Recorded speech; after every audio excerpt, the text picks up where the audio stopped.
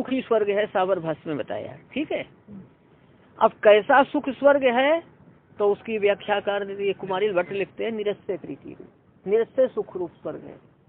स्वर्ग क्या है? निरस्ते सुख। तो निरस्ते सुख तो यहाँ का है नहीं। हाँ, तो यही तो मीमांसकों से कहा जाता है कि आपके आचार्यों ने जो है निरस्ते सुख को स्वर्ग कहा है, वो तो किसी वो तो देवलोक में भी नहीं मिलेगा। कोई तो खंडन स्वर्ग ये नहीं है, ये बल्कि भगवत धाम में बताया। हाँ, मतलब निरस्ते सुख को यदि आप क्या कहेंगे? स्वर्ग है। निरस्ते सुख को स्वर्ग कहेंगे तो वो तो भगवत धाम में ही मिलेगा। भगवत धाम में क्या मिलता है? मोक्ष। भगवत धाम में क्या मिलता है? मोक्ष। और मोक्ष निरस्ते सुख रूप है।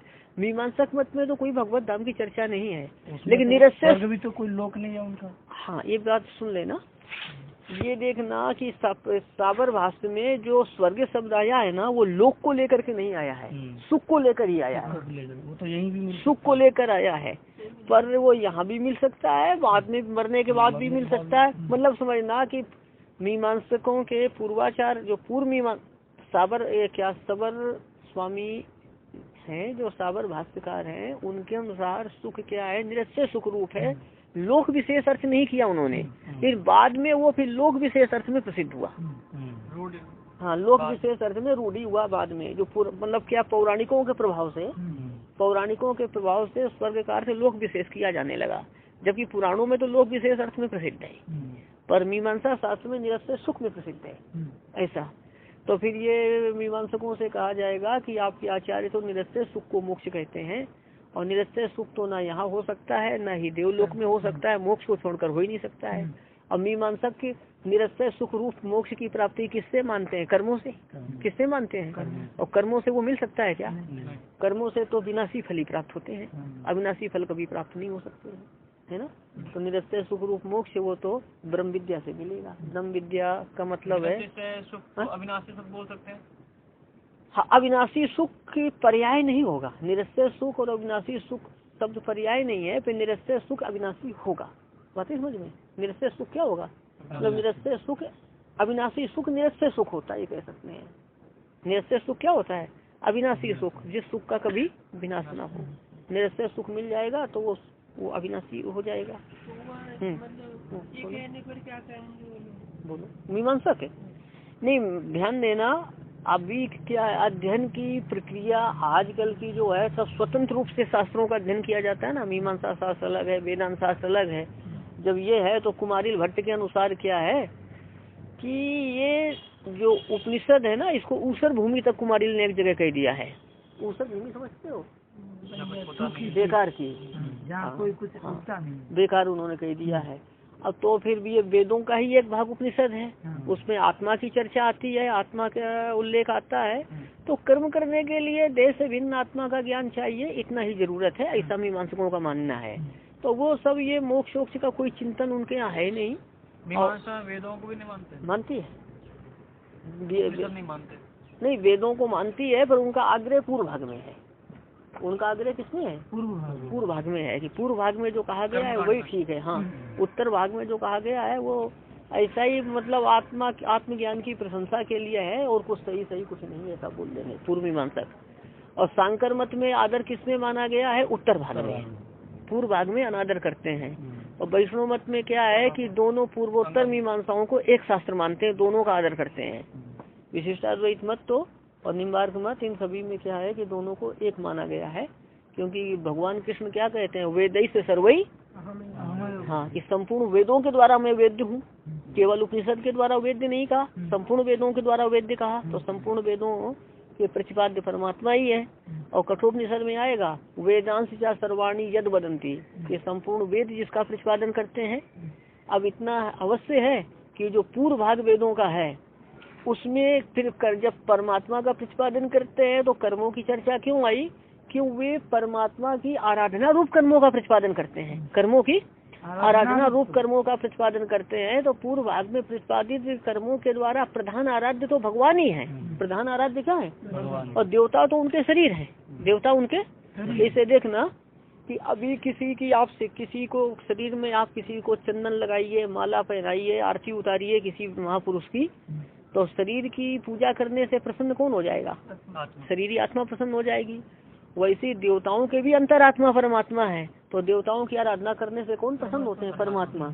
इतना अंतर अवश्य है कि जो वेदांत वेदता है वे सभी की अंतरात्मा परमात्मा को जानकर इन कर्मों के द्वारा इंद्रादि देवताओं के अंतरात्मा परमात्मा का यजन करते हैं, और सामान्य जन केवल देवताओं का ही यजन करते हैं। सामान्य जन केवल और वेदांत वेदता परमात्मा तक का यजन करते हैं, इतना जरूर है। तो कर्मों मतलब कर्मों परमात्मा की आराधना रूप कर्मों का प्रतिपादन कौन करता है? पूर्व भाग प्रधानता से, और उत्तर भाग आराध्य ब्रह्म का प्रतिपादन करता है। तो उत्तर भाग आराध्य ब्रह्म का प्रतिपादन करता है, पूर्व भाग केवल कर्मों का प्रतिपादन करता हो ऐसी बात नहीं है। पूर्व भाग में भी अनेकों मंत्र साक्षात परमात्मा के प्रतिपादक विद्यमान है। साक्षात परमात्मा के प्रतिपादक अनेक मंत्र विद्यमान है। ये जरूर है कि बहुलता से वो कर्म का प्रतिपादन करेगा, लेकिन आराधना रूप कर्मों का प्रतिपादन करता है। इसलिए यहाँ तो पूर्वोत्तर मीमांसाओं को एक शास्त्री माना जाता है, यहाँ उपेक्षा नहीं है। जो विशिष्टाद्वैत के प्रख्यात आचार्य वेदांत सिख स्वामी है, तो इन्होंने लिखी मीमांसा पर इनके 2 पुस्तक है, शेश्वर मीमांसा और पादुका, क्या शेश्वर मीमांसा और मीमांसा पादुका, ये 2 ग्रंथ वेदांत सिख स्वामी के हैं। तो ये विशिष्टाद्वैत की दृष्टि तो ये है कि संपूर्ण वेदों का एक अर्थ मानते हैं। ये नहीं है कि ये एक भाग को आदर करना, जब संपूर्ण वेद प्रमाण है तो एक भाग में आदर करना दूसरे में अनादर करने वाले वैदिक कहे जा सकते हैं क्या? नहीं कहे जा सकते हैं। इस बात को ध्यान रखना, सब वेद माना जाता है। बल्कि कहते हैं वेदे यावंती नामानी नहीं, वेदे यावंती अक्षराणी तावंती हरि नामानी, ऐसा भी वैष्णव कहते हैं। वेद में जितने अक्षर हैं सब हरि के नाम है, ऐसा भी कहते हैं। चलिए, तो मतलब निरस्य सुख मोक्ष है ऐसा तो मीमांसक कहते हैं, लेकिन वे उसकी प्राप्ति किससे मानते हैं? कर्मों से। तो कर्मों से तो उसकी प्राप्ति नहीं हो सकती है, यही है। और निरस्य सुख क्या है? मोक्ष है। ये तो उत्तर मीमांसा से पता चलेगा आपको, ऐसा। तो अपना ये सब ये जो मीमांसा के शब्द है ना, साबर भाष, तुप टीका, जैमिन न्यायमाला विस्तर, तुप टीका कुमारिल भट्ट का है। तो कुमारिल भट्ट ने जो साबर भाष्य की व्याख्या की है, उसके तीन मतलब प्रथम अध्याय के प्रथम पाद की जो व्याख्या है उसको श्लोक वार्तिक कहते हैं। तो आरंभ की व्याख्या को क्या कहते हैं? श्लोक वार्तिक। बाद की व्याख्या को तुप टीका, और उसके बाद की व्याख्या को तंत्र वार्तिक। तीन नाम है ना। कुछ अध्याय की उन्होंने तंत्रवार्तिक, कुछ की व्याख्या तंत्रवार्तिक नाम से, कुछ की तुप टीका नाम से, कुछ की तंत्रवार्तिक नाम से व्याख्या की है। तंत्रवार्तिक है तो वहाँ वार्तिक की शैली में लिखेंगे, छंदोबद्ध कुछ करेंगे, ऐसा पर है। एक ही आचार्य की व्याख्या है। तो ये इसे तो बहुत लोग पढ़ते हैं। कुमारिल भट्ट का जो व्याख्यान है ना श्लोक वार्तिक, बहुत लोग पढ़ते हैं उसको, अच्छा है मीमांसा का। तो वो तर्कपात तो पढ़ना ही चाहिए सबको, प्रथम अध्याय का प्रथम पाद है। तो अथा तो धर्म जिज्ञासा, जो कुमारिल कैसा मीमांसा स्वामी, कुमारिल भट्ट, पार्थसारथी मिश्र और ये सब विद्वान कैसा व्याख्यान करते हैं, सोमेश्वर भट्ट, तो उसी में मुरारी मिश्र, सब देखना चाहिए कैसा व्याख्यान करते हैं। तो सबको वैद्य सर्जित करने वालों को तो मीमांसा भी पढ़नी है, तभी काम बनता है। चलिए, तो अब अपने कहाँ तक 22 पेज पर ऊपर का अनुच्छेद हो गया था। यही से चलना है ना, ठीक है। याज्ञिक विद्वान समझते हैं, यज्ञम अधीते वेत्ति व याज्ञिक, हाँ ऐसी वित्पत्ति है। वर्री और आज्यादि शब्द का प्रयोग याज्ञिक विद्वान किस अर्थ में करते हैं? संस्कृत संस्कार युक्त और घृत में, लेकिन वे ठीक है संस्कृत तीर्ण और संस्कृत घृत में प्रयोग करते हैं, असंस्कृत तीर्ण और असंस्कृत घृत में प्रयोग करते हैं। फिर भी वे शब्द उनके वाचक हैं कि नहीं है? ऐसा पूर्व मीमांसा में ही वो तृणत्व जाति के बोधक माने गए और घृतत्व जाति के बोधक माने गए, है ना। तो तृणत्व जाति तो दोनों में है, चाहे वो संस्कार युक्त हो या संस्कार से रहित हो। घृत संस्कार से युक्त हो अथवा संस्कार से रहित हो, उनमें तो रहेगी ये कौन सी जाति? घृतत्व। बात है समझ में? घृतत्व कहिए आज्यत्व कहिए ना, तो जाति के बोधक है, इसलिए संस्कार युक्त संस्कार रहित दोनों के बोधक हैं। इसी प्रकार स्वर्ग शब्द मोक्ष का भी लगाया है ना, मतलब देवलोक का और मोक्ष का दोनों का बोधक है। प्रसंगानुसार जानना पड़ेगा यहाँ किसका बोधक है। ते तम भुक्त्वा स्वर्ग लोकम विशालम क्षीणे पूर्णे मर्तलोकम विसंति आया ना, क्षीणे पूर्णे, इसलिए वहाँ देवलोक अर्थ होगा, वहाँ भगवत धाम अर्थ नहीं होगा, ऐसा बताते हैं। चलिए आगे का पैरा। ये कुछ विद्वान स्वर्ग शब्द की देवलोक में रूढ़ी करते हैं। जैसे कि पंकज शब्द है ना, पंख से उत्पन्न होता है कमल, और पंख से और भी कुछ घासें भी उत्पन्न हो जाती हैं, कीट भी उत्पन्न हो जाते हैं, पर पंकज शब्द की रूढ़ी किसमें? कमल में। उसी प्रकार पौराणिक विद्वान स्वर्ग शब्द की रूढ़ी किसमें मानते? देवलोक में। किसमें मानते? हाँ, तो जब रूढ़ी देवलोक में मानेंगे तब तो वही अर्थ हो पाएगा रूढ़ी वृत्ति से। और ये लगाइए, स्वर्ग शब्द की देवलोक में रूढ़ी पौराणिक स्वीकार करते हैं ना। सिद्धांती कहता है कि स्वर्ग शब्द की देवलोक में रूढ़ी स्वीकार करना उचित नहीं है। क्यों? क्योंकि स्वर्ग शब्द का उससे भिन्न अर्थ भी देखा जाता है। किससे भिन्न? देवलोक से भिन्न अर्थ भी देखा जाता है। केनोपनिषद का है, ब्रह्मोपासक पाप रहित होकर सर्वश्रेष्ठ अविनाशी भगवत धाम में स्थित होता है। मंत्र पर ध्यान देंगे। अनंते स्वर्गे लोके जय प्रतिष्ठति, ये प्रसंगानुसार इतना जोड़ना कि ब्रह्मोपासक पाप रहित होकर। अभी जय का अर्थ होता है सर्वश्रेष्ठ, जयान से बना है ना, जय वो, हाँ। तो जय का क्या अर्थ है? सर्वश्रेष्ठ है।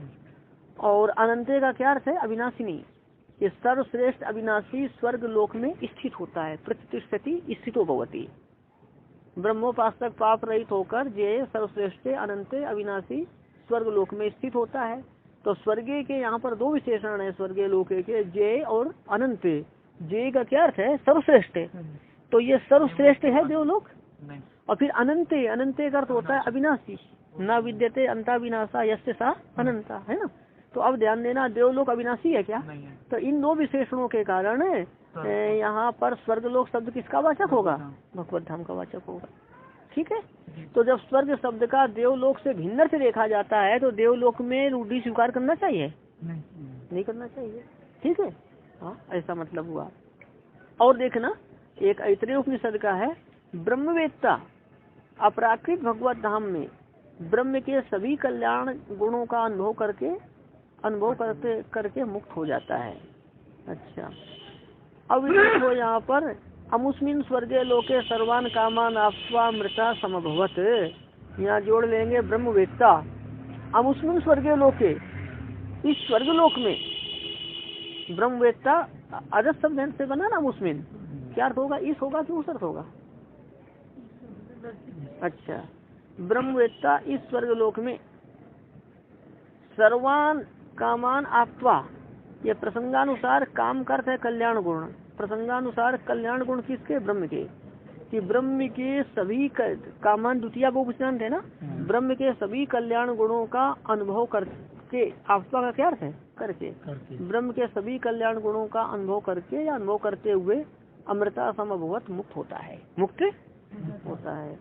अब ध्यान देना कि मुक्त कैसे होता है? ब्रह्म के सभी कल्याण गुणों का अनुभव करके क्या हो जाता है? मुक्त। तो अब ये बताइए, देवलोक में मुक्त होता है क्या? नहीं। और देवलोक में भगवान और भगवान के गुणों का अनुभव भी नहीं होता है। ध्यान देना, वेदांत सिद्धांत में जैसे ब्रह्मानुभव की महिमा है, तो ब्रह्म कैसा है? सविशेष है, निर्विशेष नहीं है। निर्विशेष श्रुति प्रतिपाद्य ब्रह्म सविशेष ही है। निर्विशेष ब्रह्म तो बंध्या पुत्रवत है, वो श्रुति प्रतिपाद्य नहीं हो सकता है, कि श्रुति कहीं भी निर्विशेष का निरूपण करती ही नहीं है। जहाँ जहाँ ब्रह्म का निरूपण है कैसे? सविशेष का। तो अब भी देखना, सुअश्नुते सर्वान कामान सह ब्रह्मणा विपस्थिता, तैत्रीय उपनिषद है। सुअश्नुते सर्वान कामान, सा का अर्थ है ब्रह्मवेत्ता, सर्वान कामान अश्नुते, सभी कल्याण ब्रह्म के, सुअश्नुते सर्वान कामान सह ब्रह्मणा, ब्रह्मणा है ना, विपस्थिता, विपस्थिता का अर्थ है सर्वज्ञ ब्रह्मणा, कि ब्रह्मवेत्ता सर्वज्ञ ब्रह्म के साथ उसके सभी कल्याण गुणों का अनुभव करता है। तो जैसे ब्रह्म का अनुभव करता है वैसे उनके गुणों का भी कौन अनुभव करता है? ब्रह्मवेत्ता। हाँ, तो गुण है ब्रह्म में, है ना। तो यहाँ पर गुणों में भी आदर श्रुति कहती है। तो ये देखना, तो यहाँ क्या होगा कि भगवत धाम में ही भगवान के गुणों का अनुभव होगा। यहाँ तो वैसा अनुभव नहीं होगा। अनुभव तो यहाँ भी देखो होता है, लेकिन यहाँ भी क्या है कि ये प्रकृति के साथ संसर्ग है ना, इसलिए यहाँ वैसा अनुभव नहीं हो सकता जैसा भगवत धाम में होता है। ये कोई ये शरीर के साथ संसर्ग है, ये है वो है, तो बाधा बीच भी आती है। अब इतना देखना कि यहाँ पर होने वाला भगवत अनुभव प्रातःकालीन सूर्य के समान है, और भगवत धाम में होने वाला भगवत अनुभव मध्याह्न कालिक सूर्य के समान है, इतने समझ लेना है ना। यहाँ प्रकृति त्रिगुणात्मिका साफ लगी है तो ऐसा बाधा बीच बीच में आती है, वहाँ कभी बाधा नहीं आती है ऐसा। तो ये ध्यान देना, ये जो देवलोक में मुक्त हो सकता है और कल्याण गुणों का अनुभव हो सकता है भगवान के, इसलिए यहाँ भी स्वर्ग लोक शब्द किसका वाचक है, भगवत धाम का वाचक है। कुंठा रहित, जहाँ पर कोई कुंठा ना हो, खेद ना हो, उस लोक को क्या कहते हैं, वैकुंठ कहते हैं। वही गोलोक है, वही साकेत है, वही वैकुंठ है, सब एक ही जगह है। अच्छा आगे ध्यान देना, ब्रह्म ज्ञानी इस शरीर से मुक्त होकर अर्चिरादि मार्ग से जाकर सबसे ऊपर ब्रह्मलोक को प्राप्त करते हैं। धीरा ब्रह्म विदाह, धीर ब्रह्म ज्ञानी, धीर ब्रह्म ज्ञानी, विमुक्ता का अर्थ है कि मुक्त होकर, किससे मुक्त होकर, शरीर से मुक्त होकर। या ऐसा कर लेना, स्वर्ग लोकम इता ऊर्ध्वम विमुक्ता, इता विमुक्ता, इता का अर्थ क्या करेंगे, शरीरार्थ। धीरा ब्रह्म विदा, धीर ब्रह्म ज्ञानी, इता विमुक्ता का अर्थ है इस शरीर से मुक्त होकर, और तेन का अर्थ है अर्चिरादि मार्ग से जाकर अध्ययन कर लेना। दो मार्ग है ना, अर्चिरादि मार्ग और धूम मार्ग। अर्चिरादि मार्ग को और क्या कहा गया है, नहीं, धूम मार्ग तो उसके विपरीत है। अर्चिरादि मार्ग को उत्तरायण कहते हैं, धूम मार्ग को दक्षिणायन कहते हैं। अर्चिरादि मार्ग को देवयान, देवपथ, ये सब कहा गया। अग्नि ज्योति यहाँ शुक्ला षण्मासा उत्तरायणम तत्र तत्र प्रयातः गच्छन्ति ब्रह्म ब्रह्म विदो जनाः। तो अग्नि ज्योति जो आया ना गीता में, ये अर्चिरादि मार्ग है, और धूमो रात्रि तथा कृष्णा ये क्या है आपका, धूम मार्ग है। और प्रसंगानुसार आपको पूरा मिलेगा, है ना, पूरा मिलेगा। अर्चिरादि मार्ग जिसको कहते हैं ना उत्तरायण और दक्षिणायन, अर्चिरादि मार्ग मतलब उत्तरायण ऐसा।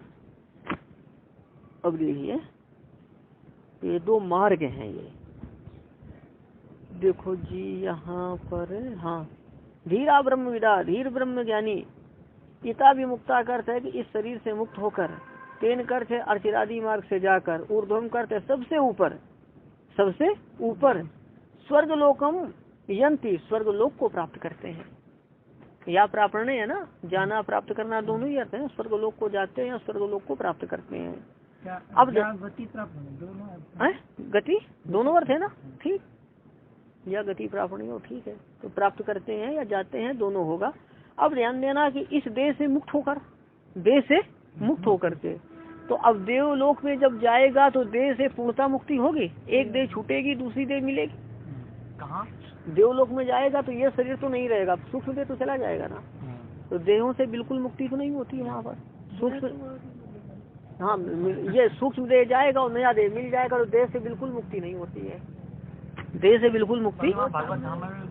लेकिन है कि यहाँ प्राकृत देह है, यहाँ देह कैसा है, इस देह से मतलब प्राकृत देह से मुक्त होकर, भगवत धाम में जो देह होती है वो प्राकृत नहीं होती है, वो अपराकृत होती है। देवलोक में प्राकृत ही है। ये है कि यहाँ की अपेक्षा स्वर्ग का जो देह है ना, देवताओं की देह जो है, यहाँ की देह की अपेक्षा तो उत्तम है।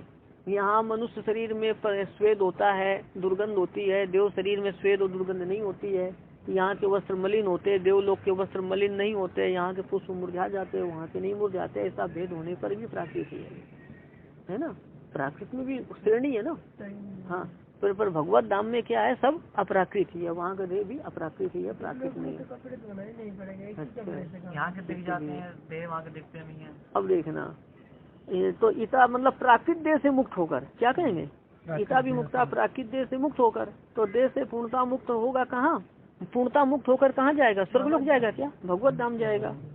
और फिर ऊर्ध्वम का है, ऊर्ध्वम मतलब ऊपर, सबसे ऊपर तो देवलोक नहीं है ना, सत्यलोक से भी ऊपर भगवत धाम है, सत्यलोक से भी ऊपर भगवत धाम है। अच्छा, हाथ से भगवत धाम अपराकृत है, सत्यलोक तो प्रकृति मंडल में प्राकृत लोकों में सबसे ऊपर है, ऐसा है। सत्यलोक ब्रह्मा के धाम, हाँ हाँ, तो वहाँ पे वो भी तो आप उस दिन बताए थे, हाँ, सत्यलोक में हमने भी बताया था उस दिन कि जहाँ जब जो आता है ना रावण कुंभकर्ण, ये भगवान के क्या थे, द्वारपाल थे, जय विजय वैकुंठ में, तो फिर यहाँ पर वापस आए, साफ हो गया।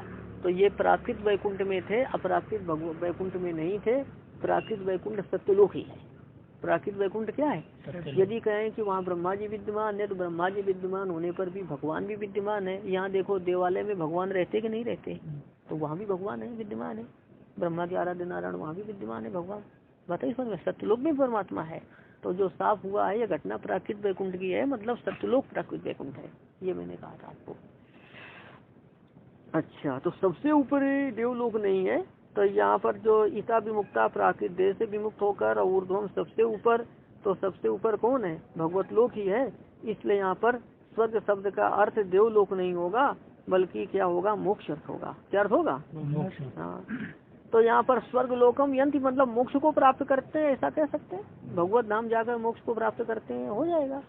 चलिए, जहाँ जैसा अर्थ हो ले लेना, कहीं मोक्ष अर्थ, कहीं मोक्ष स्थान अर्थ। अतः देखिए, जो अव्यक्त शब्द है ना, तो सांख्य मत में अव्यक्त शब्द का अर्थ क्या होता है? प्रकृति। प्रकृति मतलब जो अचेतन है, त्रिगुणात्मिका है, सत्वरस्तम है, जो त्रिगुणात्मिका है, अचेतन है और संसार का कारण है, वो अव्यक्त शब्द का अर्थ है। तो हाँ हाँ, सांख्य मत में त्रिगुण ही प्रकृति का स्वरूप है। तो ध्यान देना, त्रिगुणा क्रम नारे कर लेना, त्रिगुण और आत्मा का सांख्य मत में, है ना। चलिए, तो सांख्य मत में प्रकृति कैसी है? त्रिगुणात्मिका है, तो वहाँ क्रम नारे कर लो, है ना। त्रिगुण मतलब त्रिगुणा एवं त्रिगुणात्मिका, त्रिगुणा एवं, ऐसा सांख्य मत में कर लीजिए आप। तो देखना, सांख्य मत में प्रकृति ही जगत का कारण है। जगत का कारण कौन है? प्रकृति से ही जगत की उत्पत्ति होती है। अब तो सांख्य मत में अव्यक्त शब्द की रूढ़ी प्रकृति में है। अव्यक्त शब्द की रूढ़ी किसमें है? प्रकृति में है। और वो जो सांख्य सम्मत जो प्रकृति है ना, सांख्य सम्मत जो प्रकृति है वो कैसी है? कल्पित है। कैसी है? कल्पित है। क्यों कल्पित कहें? मतलब एक तो शास्त्र सिद्ध अर्थ होता है, और जो शास्त्र सिद्ध अर्थ ना हो उसे क्या कहेंगे? कल्पित अर्थ। शास्त्र प्रमाण से सिद्ध अर्थ, और जो शास्त्र प्रमाण से सिद्ध अर्थ नहीं होगा उसे क्या कहेंगे? कल्पना सिद्ध अर्थ, कल्पित अर्थ होगा। तो शास्त्र सिद्ध प्रकृति क्या है? प्रकृति मतलब प्रधान, प्रकृति का एक नाम प्रधान है। शास्त्र सिद्ध जो प्रधान है वो ब्रह्मात्मक है। वो कैसा है? ब्रह्मात्मक समझते हैं। ब्रह्म आत्मा नियंता यस्य, बहुब्री है। ब्रह्म आत्मा नियंता यस्य सा ब्रह्मात्मका। तो शास्त्र सम्मत शास्त्र सिद्ध जो प्रकृति है या प्रधान है वो कैसा है? ब्रह्मात्मक है। और ये जो आजकल जो कपिल का शास्त्र जो प्रचलन में है, जो सांख्यकारिका पढ़ाई जाती है, इसमें ब्रह्म की कोई चर्चा नहीं है। यहाँ पर वो प्रकृति कैसी मानी गई? स्वतंत्र। सांख्य सिद्धांत में कैसी प्रकृति जगत का कारण है? स्वतंत्र प्रकृति। तो स्वतंत्र प्रकृति शास्त्र सिद्ध नहीं है, वो कैसी है? कल्पित है। बात समझ में? तो अब ये देखिएगा कि जिस प्रकार अव्यक्त शब्द की कल्पित प्रधान अर्थ में रूढ़ी सांख्य विद्वान करते हैं, लेकिन वह वैदिकों के द्वारा त्याज्य है, वैसे ही देवलोक शब्द की रूढ़ी जो की जाती है स्वर्ग लोक में, देवलोक में नहीं, स्वर्गलोक शब्द की रूढ़ी जो देवलोक में है वो भी त्याज्य है। पंक्ति लगाइए। इत्यादि श्रुतियों में स्वर्ग शब्द का मोक्ष अर्थ में प्रयोग हुआ है। अतः जिस प्रकार अव्यक्त शब्द की कल्पित प्रधान अर्थ में सांख्य सम्मत रूढ़ी विद्वानों के द्वारा अनादरणीय है, अव्यक्त शब्द की रूढ़ी किसमें? प्रकृति में। प्रकृति कैसी है? कल्पित है। और रूढ़ी कौन कर मानता है? हाँ, सांख्य सम्मत रूढ़ी है ना, मतलब संख्याचार्यों को मान्य, वो वैदिक विद्वानों के द्वारा अनादरणीय है। उसी प्रकार देवलोक अर्थ में स्वर्ग शब्द की पौराणिक जन सम्मत रूढ़ी अनादरणीय है। स्वर्ग, ध्यान देना, देवलोक अर्थ में स्वर्ग शब्द की रूढ़ी कौन मानता है? पौराणिक मानते हैं ना, हाँ, वो भी अनादरणीय है। इसलिए सा मृत्यु पाषाण पुरतः प्रणोद्य शोकादिगो मोदते स्वर्ग लोके। पुरतः का अर्थ है कि जीवन काल में, अपने सामने वह जीवन काल में मृत्यु पाषाण प्रणोद्य, मृत्यु के बंधन को नष्ट करके। मृत्यु का बंधन क्या है? मृत्यु का पास क्या है? राग द्वेष। यही पास है, इसी से मृत्यु पकड़ता है। वह राग द्वेष रूप मृत्यु के पासों का नष्ट करके शोक का अतिक्रमण करके स्वर्ग लोक में आनंदित होता है। तो यहाँ बताते हैं इस मंत्र में शंकराचार्य ने क्या अर्थ किया, बताते हैं। इस मंत्र में शंकराचार्य ने स्वर्ग लोक शब्द का प्रसिद्ध देवलोक से अतिरिक्त बैराज अर्थ किया है। बैराज मतलब हिरण्यगर्भ का लोक, स्वर्ग से ऊपर का लोक। हाँ, स्वर्ग से ऊपर का लोक। शंकराचार्य ने स्वर्ग लोक शब्द का प्रसिद्ध देवलोक से अतिरिक्त वैराज अर्थ किया है। अब देखना यहाँ पर तो फिर ये बता रहा हूँ करने से बता रहा हूँ बोलो वैराज अर्थ जो किया तो इसको कौन सा स्थान मानेगा? देवलोक से ऊपर ब्रह्मा का स्थान, देवलोक से ऊपर का लगाइए। तो अब शंकर यहाँ कोष्टक में देखेंगे स्वर्गलोक कौन? कर्म ज्ञान के समुच्चय से साध्य लोक के वाचक, कर्म ज्ञान के समुच्चय से साध्य जो लोक होगा वो देवलोक होगा। कौन होगा? मतलब कर्म और ज्ञान का साथ साथ अनुष्ठान करने से, कर्म और ज्ञान के समुच्चय से साथ मतलब कर्म और ज्ञान दोनों से साथ, कर्म और ज्ञान दोनों से साध्य। ध्यान देना, ज्ञान से तो साध्य मोक्ष है, ज्ञान से साध्य क्या है आपका? मोक्ष है। बात है समझ में। और कर्म और ज्ञान, ज्ञान का अर्थ यहाँ पर उपासना, क्यों शंकराचार्य के मत में ज्ञान का कर्म के साथ अनुष्ठान नहीं होता है। शंकर मत में ज्ञान और उपासना में भेद है। उपासना होती है सविशेष की, देवता की, और ज्ञान होता है निर्विशेष का। कर्म और उपासना में क्या भेद है? कर्म मतलब ये देखो ज्योतिषोम आदि ये सब क्या हो गए? अग्निहोत्र ज्योतिषोम ये सब कर्म हो गए। और जहाँ मानसिक चिंतन होगा वो क्या हो जाएगी? उपासना हो जाएगी।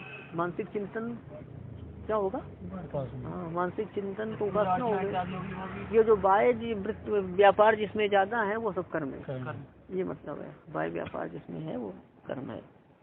तो यहाँ पर कर्म ज्ञान दोनों से साध्य लोक का वाचक, दोनों से साध्य लोक कौन है? देवलोक। अब उसका वाचक कौन सा शब्द है? स्वर्गलोक शब्द का। स्वर्गलोक शब्द का प्रसिद्ध देवलोक से अतिरिक्त अर्थ किया है। तो प्रसिद्ध देवलोक कौन? ध्रुव और सूर्य का मध्यवर्ती, ध्रुव और सूर्य का जो विष्णु पुराण का वचन बताया था ना।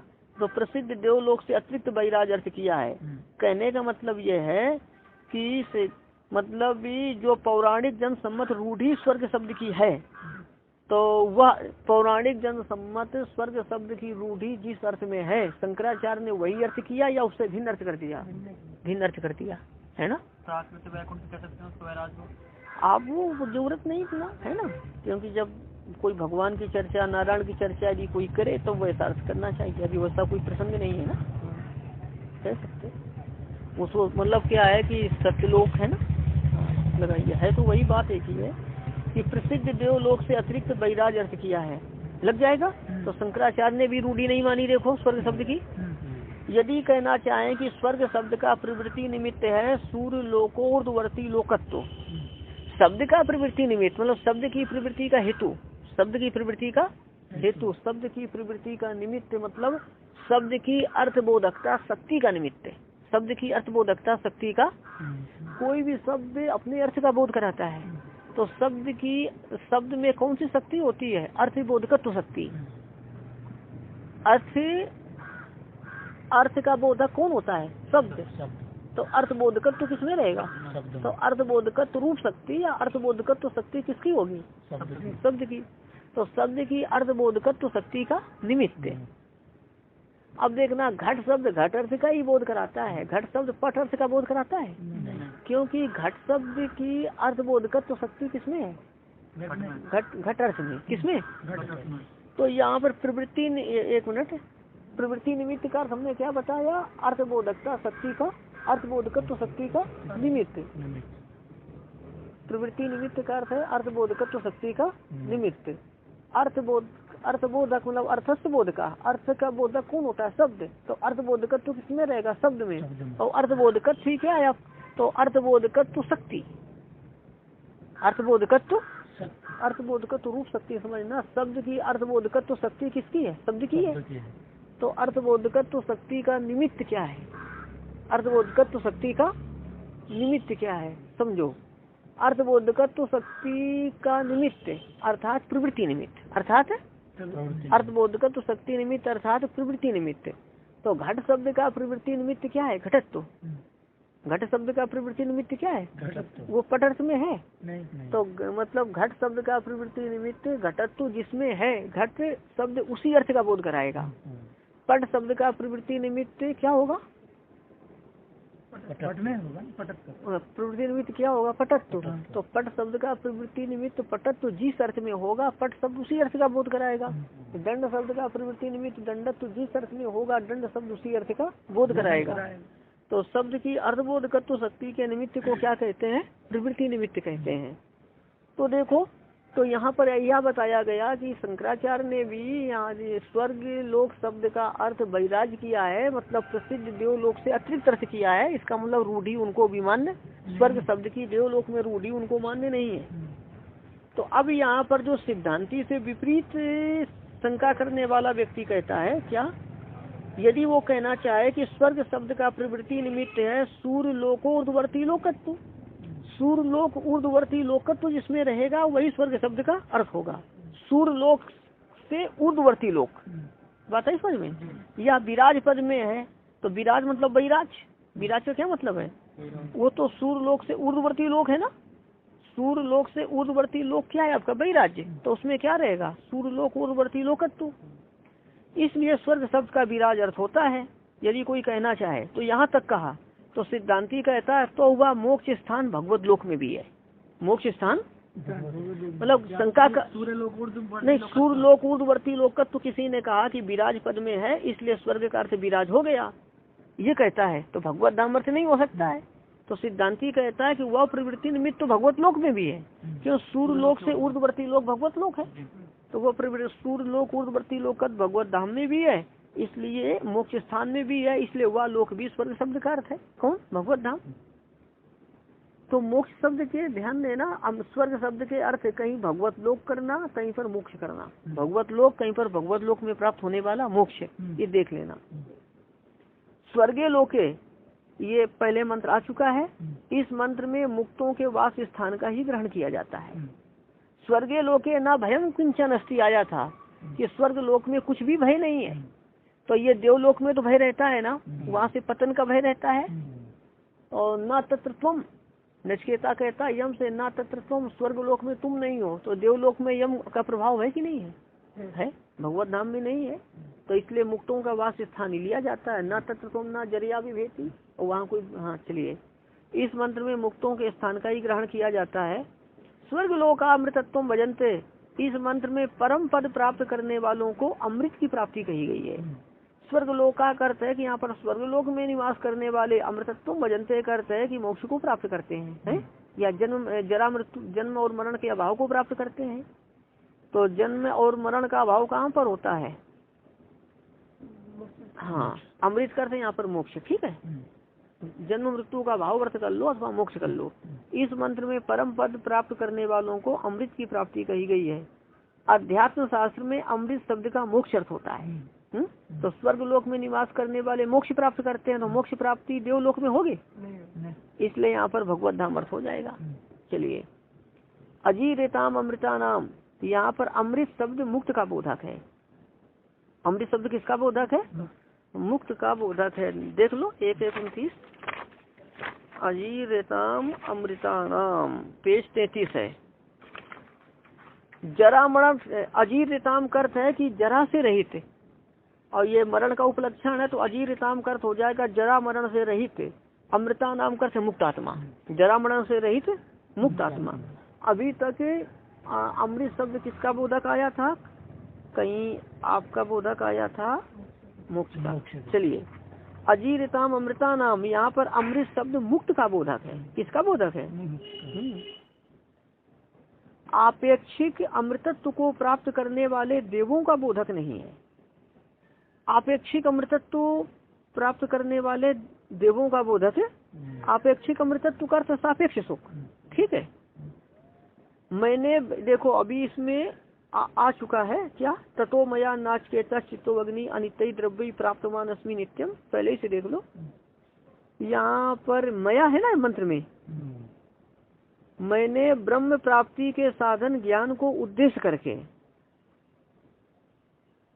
अनित्य इष्टका आदि द्रव्यों से नाचकेत अग्नि का चयन किया। इष्टका मतलब ईंट लगाइए, मया अनित्य द्रव्य ही नाचिकेता अग्नि चिता लग जाएगा।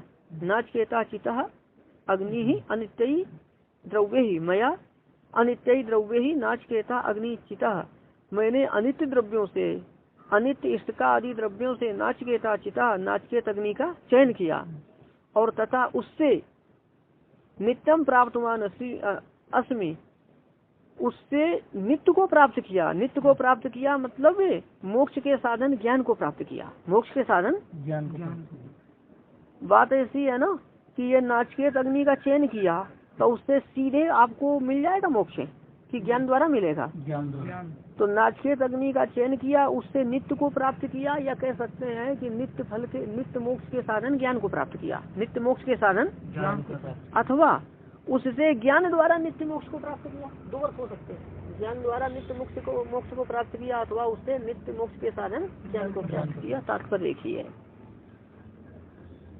तो अब देखना यहाँ पर की बात क्या है कि उसमें मोक्ष में भी उपयोग हुआ कि नहीं हुआ कर्म का।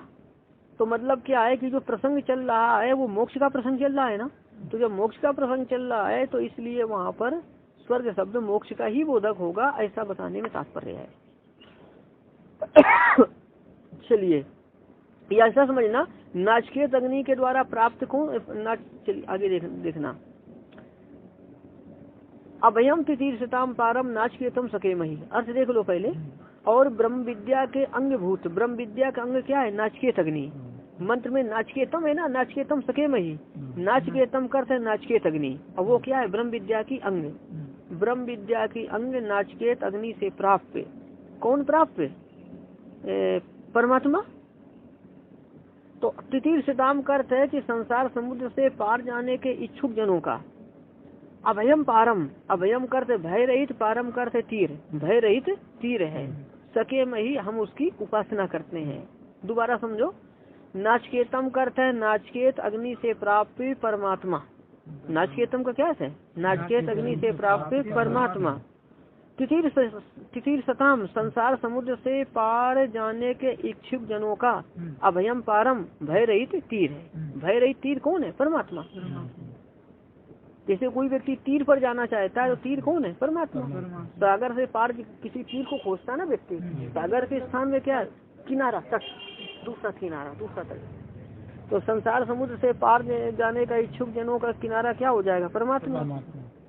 यहाँ पर नाच अच्छा, और सके मई का अर्थ है उसकी उपासना करने में समर्थ है। उपासना करने में हाँ, सीधा सीधा इसका क्या अर्थ होगा? नाचिकेत अग्नि का अंग नहीं, ब्रह्म विद्या के अंग नाचिकेत अग्नि से प्राप्त पर ब्रह्म संसार समुद्र से पार जाने के इच्छुक जनों का भय रहित तीर है और हम उसकी उपासना करने में समर्थ हैं। मतलब तीर की उपासना करने में हम समर्थ हैं, ऐसा एक साथ कर सकते हैं अर्थ। यहाँ पर नाचिकेत अग्नि के द्वारा प्राप्त पर ब्रह्म ही कहा गया इन दो मंत्रों में। एक ऊपर आया था ना 1, 2, 10 और 1, 3, 2।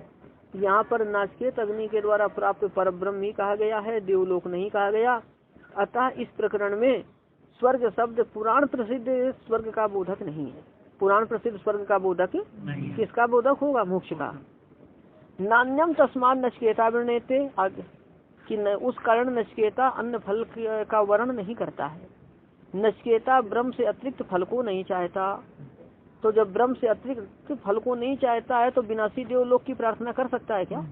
अतः उसके द्वारा विनाशी देवलोक की प्रार्थना संभव नहीं है। विनाशी देवलोक की प्रार्थना क्यों संभव नहीं? क्योंकि वो अच्छा वह वैराग्य संपन्न मुमुक्षु है।